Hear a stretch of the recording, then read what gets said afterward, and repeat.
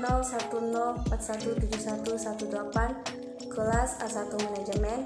Di sini saya akan membahas tentang evolusi perdagangan internasional yang memicu terbentuknya World Trade Organization atau WTO. Sebelum itu kita bahas terlebih dahulu yaitu perdagangan internasional. Perdagangan internasional adalah kegiatan yang terkait dengan transaksi barang dan jasa yang terjadi antar negara dengan tujuan untuk memperoleh keuntungan. Manfaat perdagangan internasional bagi setiap negara yaitu: pertama, mempererat hubungan antar negara, baik bilateral maupun multilateral.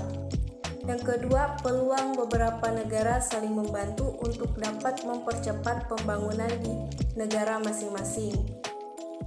Yang ketiga, meningkatkan kesejahteraan suatu negara melalui pendapatan nasional. Yang keempat, mempermudah dalam memperoleh barang atau produk yang tidak bisa atau sulit diproduksi oleh negara sendiri. Yang terakhir, memperluas peluang dan kesempatan kerja karena terbukanya lapangan kerja. Kemudian, faktor pendorong terjadinya perdagangan internasional. Yang pertama, ekspansi pasar. Ekspansi pasar ini yaitu melakukan ekspansi pasar dalam bisnisnya, artinya menambah angka keuntungan dan tentunya hal ini sangat baik. Kemudian, pemanfaatan teknologi. Jika dibandingkan dengan tahun-tahun sebelumnya, perdagangan antar negara ini menjadi semakin mudah karena adanya perkembangan teknologi. Bahkan saat ini customer bisa membeli barang dari luar negeri hanya dengan melalui aplikasi maupun website. Kemudian ada kebebasan ekonomi. Dengan adanya faktor kebebasan ekonomi, maka seluruh kegiatan perdagangan antar negara menjadi semakin mudah. Terjadinya Perang Dunia Kedua mengakibatkan perekonomian dunia hancur serta mengalami perubahan, membuat beberapa negara sepakat untuk membentuk lembaga perdagangan yang menjadi penyokong bagi perekonomian dunia. Organisasi perdagangan itu dikenal dengan GATT atau General Agreement on Tariff Trade. GATT ini membantu membangun sistem perdagangan multilateral yang semakin liberal melalui perundingan perdagangan. Kesimpulan negosiasi putaran Uruguay menyebabkan terciptanya kesepakatan baru seperti Perjanjian Umum Perdagangan Dunia (GATT) dan pembentukan Organisasi Perdagangan Dunia atau WTO.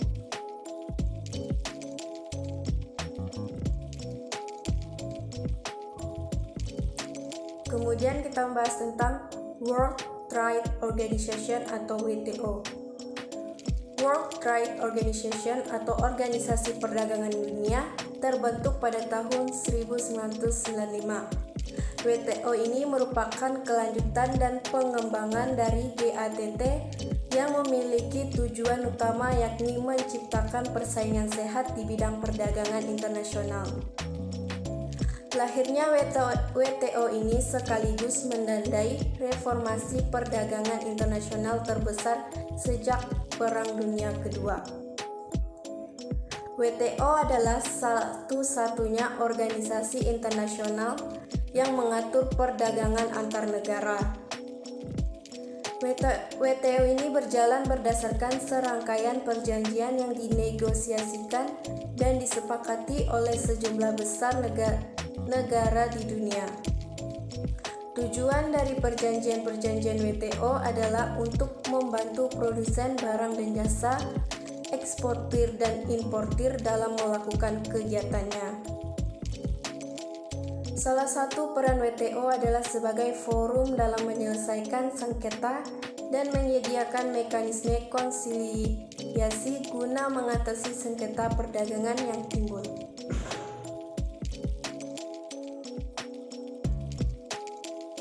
Kemudian ada tugas pokok dan fungsi WTO. Yang pertama, mengelola perjanjian perdagangan internasional. Yang kedua, menjadi forum untuk negosiasi perdagangan internasional. Yang ketiga, menangani sengketa perdagangan internasional. Yang keempat, mengawasi berjalannya kebijakan perdagangan nasional. Yang kelima, memberikan bantuan teknis dan pelatihan untuk negara berkembang. Dan yang terakhir atau yang keenam, melakukan kerjasama dengan organisasi internasional lain seperti IMF dan Bank Dunia. Sekian yang dapat saya sampaikan. Atas perhatian saya ucapkan terima kasih.